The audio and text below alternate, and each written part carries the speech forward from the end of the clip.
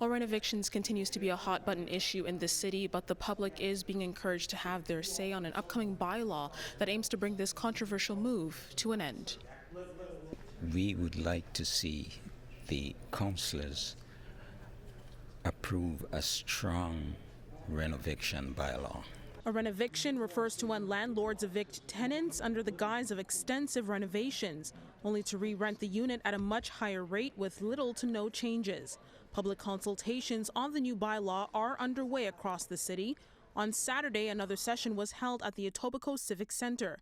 Barry is a resident from Etobicoke North. He says illegitimate evictions greatly impacted his community during the pandemic. We had 20 families renovicted in Etobicoke North. These weren't high-rise buildings.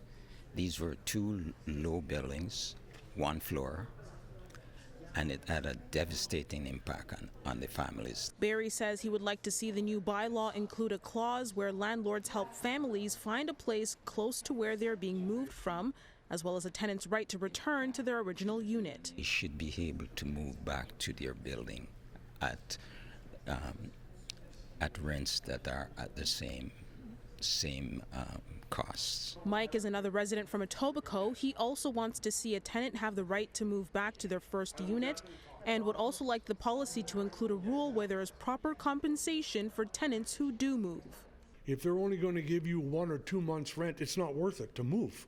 In June, Council approved a motion to develop its own bylaw, similar to what Hamilton currently has, where landlords need to get a special city license if they are doing repairs requiring tenants to leave their unit.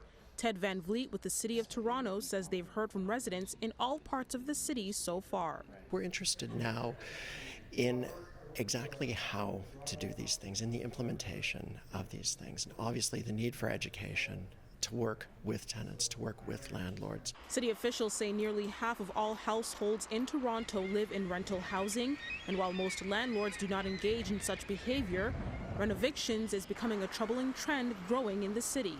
It really would have no impact on the landlord that follows the law.